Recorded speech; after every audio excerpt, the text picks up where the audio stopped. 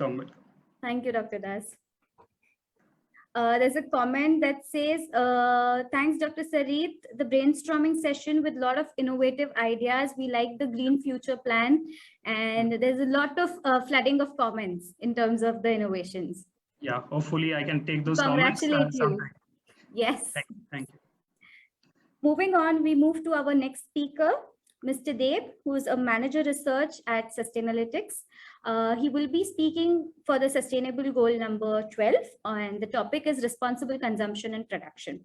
Mr. Deb comes with a decade of experience in sustainability rating and climate change projects. He's also a Masters of Business Administration in Power Project and Financing, UP-EPS from Dehradun with a program in project management from IIT Kanpur.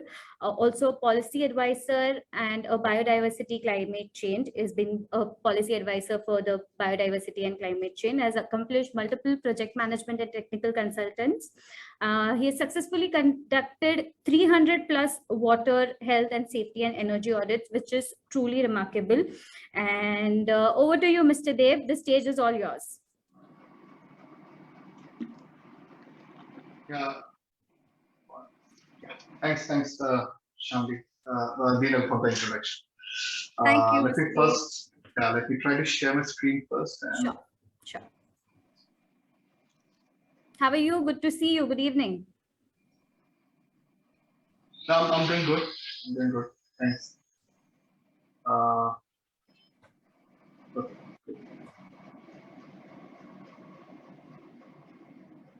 So yeah, good afternoon. Yes, good to go. Good afternoon, everyone.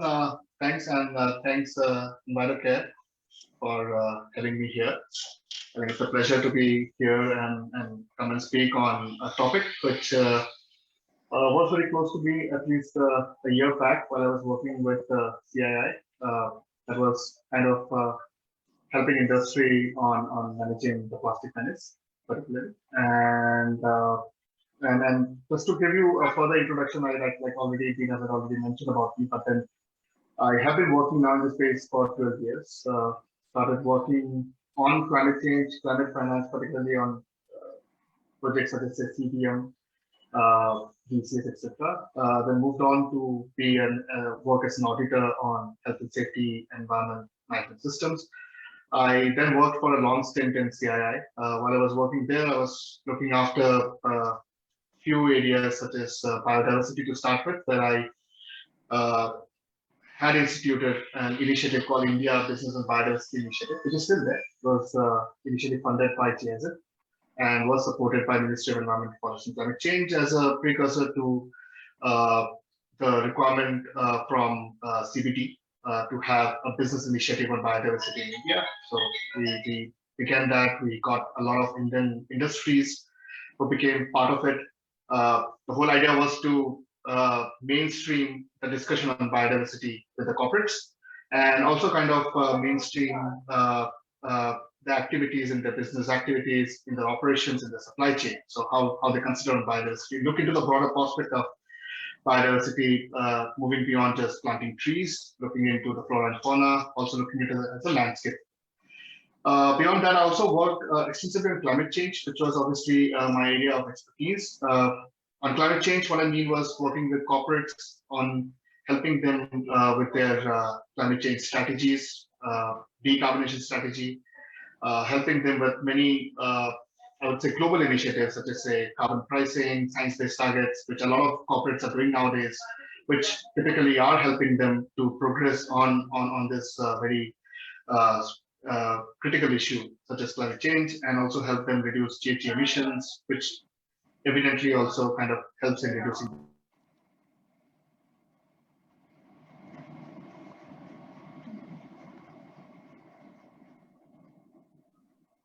Sorry, I got unmuted. And then my last stint on in CI while I was working on helping develop a protocol on single-use plastic. I'll explain further as I go along with the slides, which was again to help corporates to manage the plastic consumption and a meaningful way of coming and speaking about it, that how they have managed plastic consumption. So I'll proceed further. My session, I have kind of kept it more in terms of how industries look into it. I'll touch a little upon the rules and regulations that exist in the country, and also say a few national, I would say, information that we have with regards to the plastic consumption, and also say banning of plastic in certain states and as a national policy. And finally, the case of single-use plastic, which I like to cover a little broadly, because I feel that's one area which is possible not only by a corporate, but it's very well possible for by every one of us to kind of manage it very easily. That's something very small, which we never thought of earlier, but then we can always go back and think about it and try to deal with it in a very meaningful and structured way. So just to begin with, as a background on plastics, we all know what plastics are, and we all know that how important and how integral it is in our day-to-day activity. Be it our businesses, be it our personal life, plastics are everywhere. Its properties are truly remarkable, and also it's a low-cost product, so it always helps us in many activity. And then more and more we see in our daily life, we see plastics everywhere. We see more and more the cars becoming more plastic due to the weight consideration, trying to reduce the weight of a car. So plastics are kind of become a very formidable material in day-to-day use. Just to cover in terms of why it became, it's very evident with the global production that we have seen with regards to plastic, how it has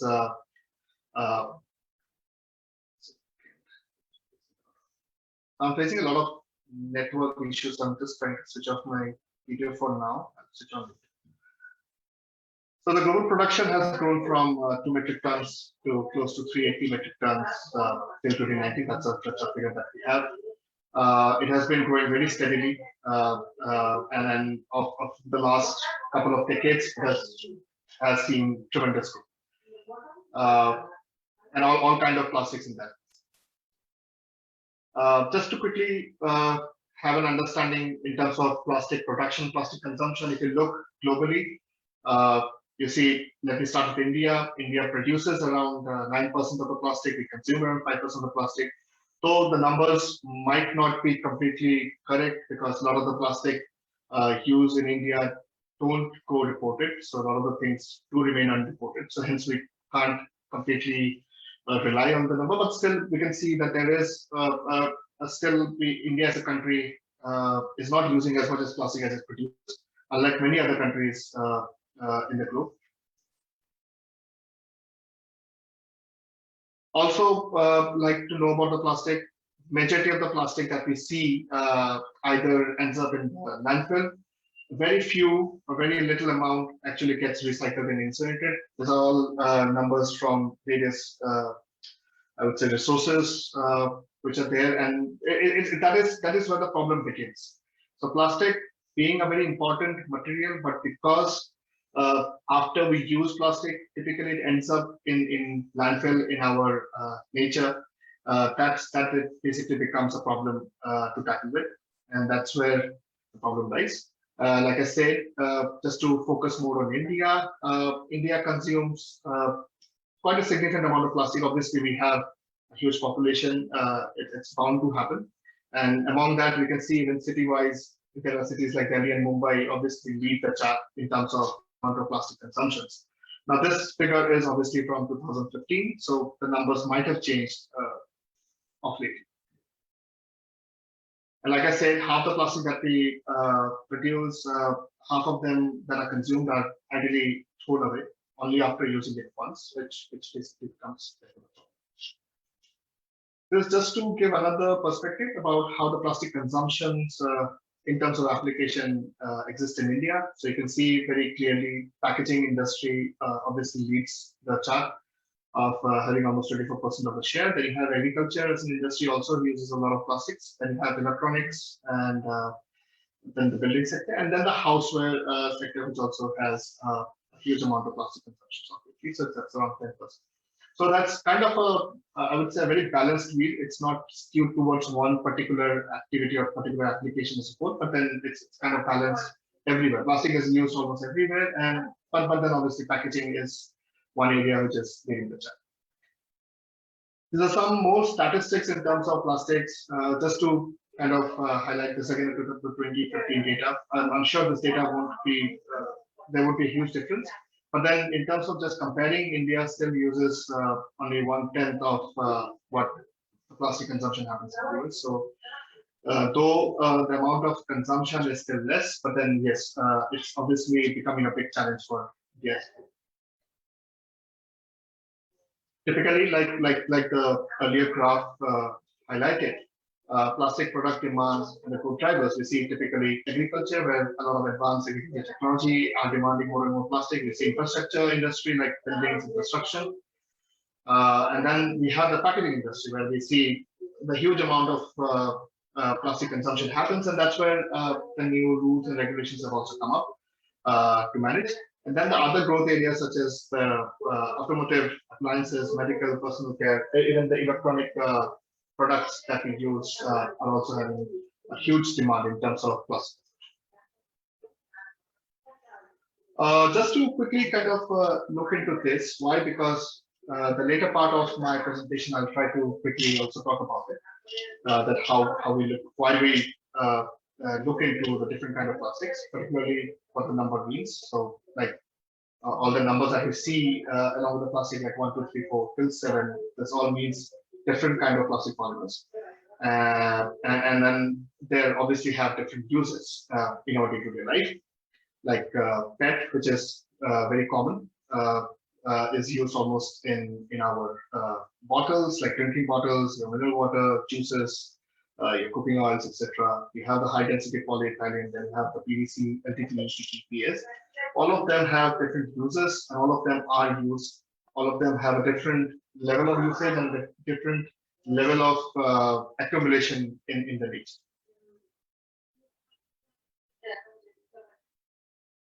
Just to sum up the first two slides, plastic industry as a whole has seen a huge growth, has seen a 10% annual growth.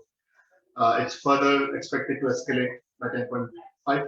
So by 2031, a huge amount of plastic waste emission will amount to around 31.4 million tons per year. These are all numbers that we see from different journals. And there's a huge amount of plastic waste management that's very obvious, like I mentioned earlier. And then the plastic pollution is a material business for companies, particularly in India, where plastics have been now highlighted by the government of India as a part of the plastic waste management rules, and as well as the ban on the single-use plastic, which I'll cover later. Now, just to quickly kind of understand, I'm sure most of you would know, it's not something that's very new, which is the impact of plastic. We know how plastic has a huge impact on climate change, particularly because one way to look into is that the plastic industry almost consumes 20% of the oil production and 50% of the annual carbon budget. That's huge by any number. Also, a lot of corporates who use plastics typically will have that as a part of their Scope 3 emissions. Again, another source of emissions in a corporate GHG inventory for all those industries who are preparing it. But the biggest threat that we do see with plastics, and which is very visible to us, and that's a reason also why I think there's a lot of awareness now on the plastic, is that we see it lying around us, but then the impact that it has on the marine ecology is huge. There are multiple reports which suggest that another decade we might see more plastics in the ocean than fishes, which obviously would be very alarming. Then plastic also does have a certain amount of health impact, particularly phthalates. There are many products which have already kind of come up with no phthalates, no BPA, and those plastics are being used. But then many of them are still being produced, which have found, like a lot of scientific researchers have found that to be linked with obesity, cancer, endocrine problems, and also it does impact a lot of children who are still living. Like I mentioned, one of the biggest impact that we do think about plastic is in terms of marine ecology. I think there have been like a couple of years back also there was a news around a bird which got a plastic cap stuck on its beak, and I think it became it was circulated very widely in the media as well. A lot of people started commenting on it, but we never realized that the plastic bottles or the plastic carry bags or every other item that exists is there because of us. We typically tend to dispose it without even realizing that it has some impact. And this is one product which does have impact. There are many other things in our life which we may not be able to control all the time. Like, for example, say our energy consumption, sometimes which are very necessary. But then plastic is one item which can be avoided in many cases. And it's sole responsibility, and we ourselves are to blame. I think we should not put only the blame to, say, government or the policies. I think it's a human being who have created this mess, and we are completely responsible for it. And we are also who we should think about it and start acting. And this is something, like I mentioned at the start, something that we can all start doing it. We can start looking into it, and we can also manage it very easily. And it's not something that needs a lot of effort or any other kind of technology that you need to think about it while you talk about this. So like I said, like in 2014, there was 1 kg of plastic in ocean for every 5 kg of fish. And by 2050, there'll be more plastics than the fish. This is obviously alarming. If this doesn't wake us up, then I don't think anything else can wake us up. Unless we think about it, we can talk about really good stuff we do in sustainability. We do many good effort, but I think there's a very basic thing that we can all start on, particularly with the packaging part, which I really felt that why did we wait till the regulations came up? Why not act on it earlier? Because this is something that we have been doing for many years, and that's why we see tons of plastics in the ocean. This is from the web website. In fact, if you want, you can go further. I have a link below. You can go further and look into it. But then this is a very nice graph which talks about plastics and environment and the different stages of plastic, like plastic pollution and where it all impacts. Then you have the plastic reduction, replacement, and how it might impact and which all industries might get impacted. Plastic waste management, plastic recycling, which are the different kind of entities and thematic areas that might link into it, biodegradability, and then plastic and the net zero emissions, which is obviously something I think was discussed in the earlier presentation as well. But you can look through it later. It's a lot of information which has been provided linked to plastic and how plastic touches almost every aspect of our life. What's the easiest way to do is we can all deal with it very easily. We all know about the hierarchy of how we tackle plastic. It's not something new. It's not something that has just come up. We all knew it. We either reduce it, or we reuse it, or we recycle it. Best way is obviously reduce it, prevent it, don't use it at all, because then that product isn't there. But then in many cases, the best thing is that if you have products which can be used multiple times, it's again another way of kind of, even if the product exists, but it's still going to be used.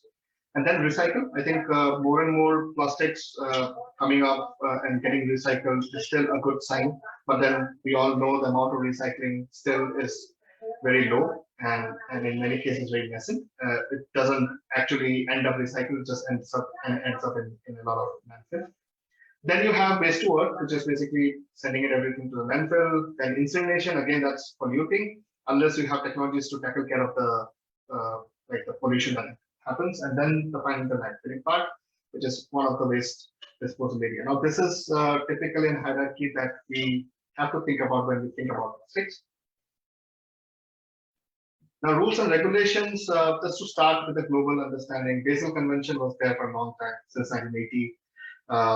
You had a number of regulations of single-use plastic, which I'll cover in the next graph. But then there was already a kind of a momentum on plastics. There was a lot of dumping that was happening in a lot of developing economies, from developed economies, which is sad, but then it was happening, where the convention came in to kind of tackle it, but it still, I think, was happening. And there's a lot of multiple reports which points towards it. Then there are global regulations of single-use plastic. So you can see a lot of countries globally, obviously Europe leads the pack by having a lot of public engagement in tackling the plastic manage. But then there are many countries like India where somewhat we have a plastic ban, particularly single-use plastic. It started with single-use plastic bags in many states. than to many single-use plastic items, which were also banned. Then there are many other countries in South America a little bit, and then many in Africa where a lot of discussion happened. And in fact, India, I think in 2018, agreed that there needs to be kind of a group which starts talking about an intergovernmental group which starts talking about, sorry, was this someone? Okay. So there has been a lot of global engagement on this, where a lot of countries have come forward and also come up with either a partial or a total ban, or they've come up with economic instruments where, say, there's a plastic credit. So you save plastic, you get credits for it, which can be used in terms of converting monetary terms as well. There have been combination of all of this, and then the most important, obviously, is the public agreement and public engagement. A lot of countries have followed that. Unless the public understands, I think all the other activities will still fail. The public becomes a very critical part in handling the plastic menace. If you come to India, we have the plastic waste amendment rules, banning plastic below 50 microns, phasing out multi-layer plastics. Then we have EPR, which is extended pollution responsibility. I'll cover in the subsequent slide about it. And then there are a lot of states and even territories in India which also went ahead by either banning, say, the plastic bags or certain plastic items. There are states such as Tamil Nadu, which came up with a list of the single-use plastic items which are banned. And then there are many states, particularly the hilly states, they came up with a ban on plastic bags, which were becoming a big problem in the hilly states because those were jamming the natural drainage system and creating a lot of flooding issues in a lot of states. But then eventually, a lot of states caught up to this problem and started coming with bans. But then ban obviously is not a solution. With ban, we also see a lot of under market or black market usage of the product, and then the same happened with plastic as well, which still we see around us. We still see that still going on. But then that was something that the government had to do, and so they came up with those initiatives. Plastics, again, like I said, if we are recycling, reusing, we move from the linear economy to the circular economy. So rather than just take, make, and dispose, we go to more where the material remains in the same closed loop and continues to be used, which obviously is a better way to do it. And the same has been now. Plastic, I think, is one item where the circular economy works very well, along with many other material which of industrial use. To quickly cover the EPR regulation, which is very critical because this is where I think the focus on plastic started happening with industries being looked at and being asked to manage the plastic problem. So ideally, the EPR puts financial and physical owners on the manufacturers, meaning plastic producers, importers, and brand owners for treatment, recycling, reuse, and disposal of products after the consumer has used it. So it's their responsibility. They are packaging the product in those plastics, so that's their responsibility to take care of it. The rule also provided certain options to the producers, like you provide a fee to a central corpus, and they would manage the waste for you, or there could be a credit system to offset the plastic waste you generate. And then the final one, which I think a couple of companies engaged upon, was the PRO, which is a producer responsibility organizations. A couple of companies together with a couple of foundations, a couple of NGOs on ground, build up a PRO, get registered, and manage the post-consumer plastic waste. This is typically, like I said, in terms of EPR, the execution partners, we have the generators, we have the PRO, which is their producer who are producing EPR. State Pollution Control Board, a nodal agency in this case to look after it. You have the municipalities or your urban bodies to take care of it, and then you have the waste processors, aggregated waste processors, typically. And this slide also shows about where the money flow happens, which way the money flow happens, which way the material flow happens, and which way the contact information flow happens. So a lot of now we know EPR came up because there was obviously challenge in India in terms of managing the plastic. There was lack of infrastructure for primary collection and still exists. lack of recycling and processing facilities. We don't have a lot of recycling facilities in India. So what happens when the plastic gets collected? Where does it go? Does it again end up in a hidden way back to landfill? Because then it doesn't serve the purpose at all for which it was intended. And then the many plastics which are unbranded, so which becomes a big problem. You know, how do you manage a plastic which is unbranded? You don't know where it's got manufactured, who, where the producer who used it.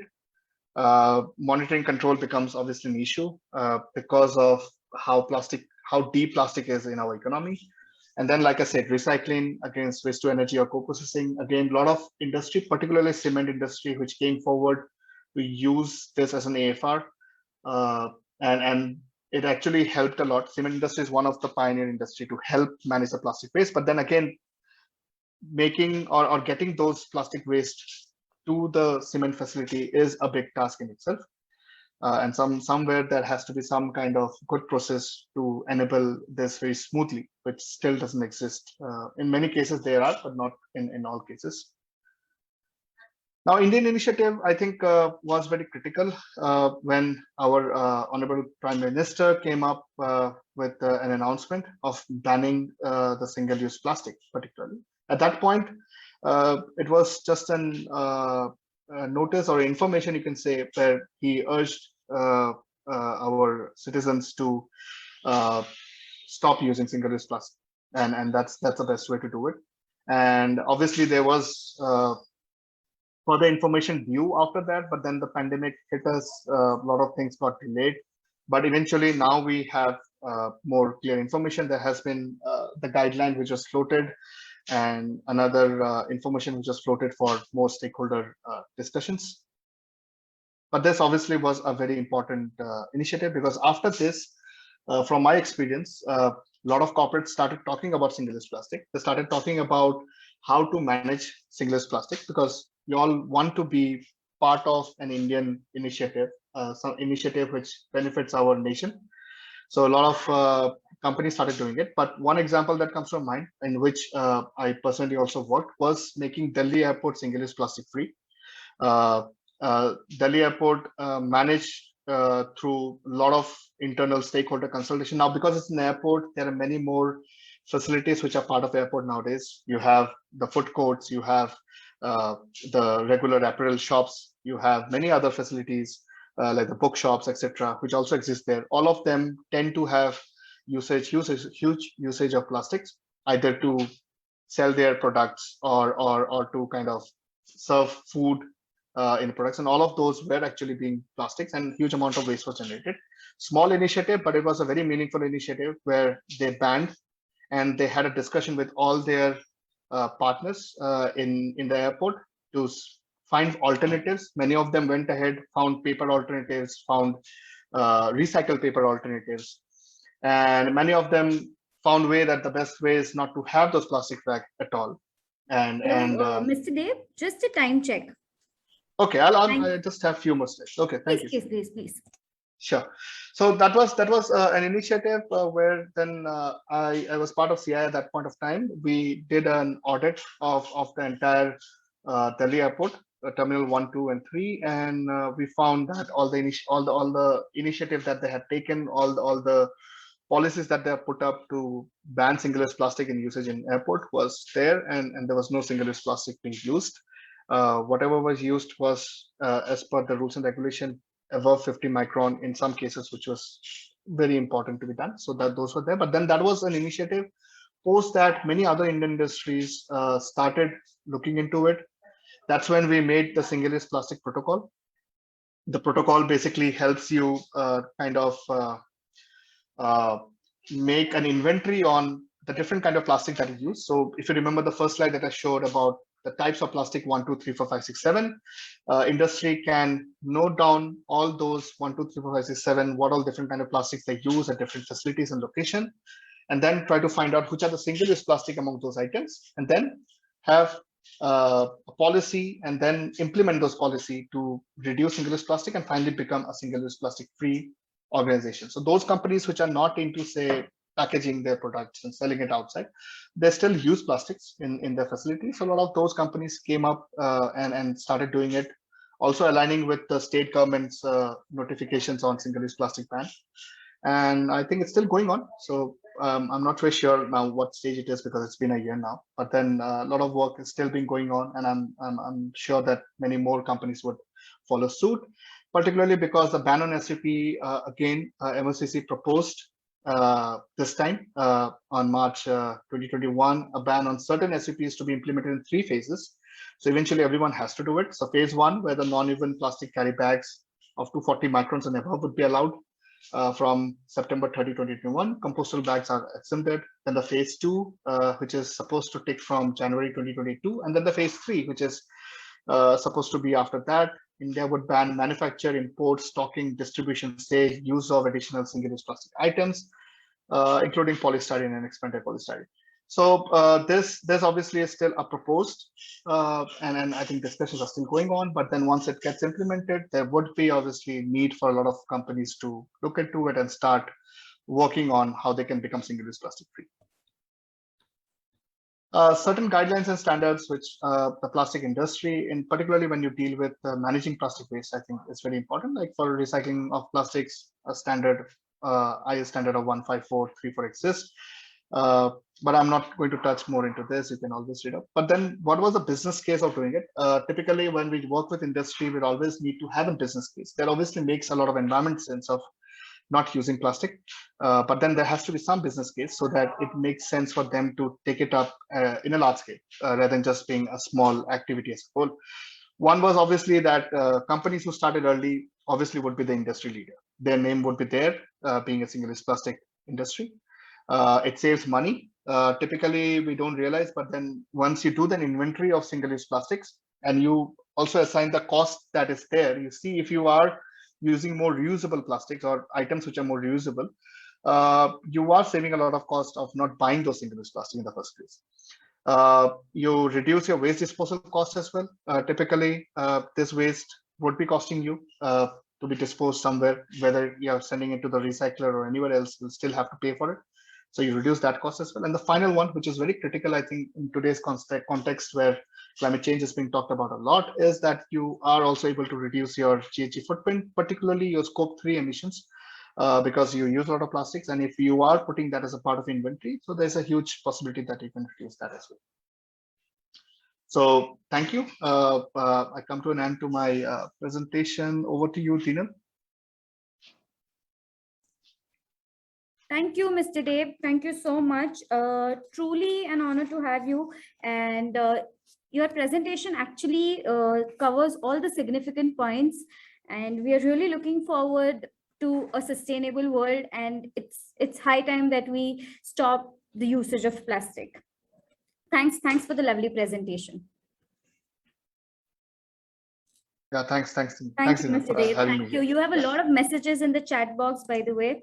Also, sure. They're telling that it's been very insightful, very informative, and a lot of case studies that people would like to relate to and want to connect to you on the same. Sure. So that's all. We would also like to tell you that it's also about connecting. That's all the EGF platform is about, where we can connect more and better.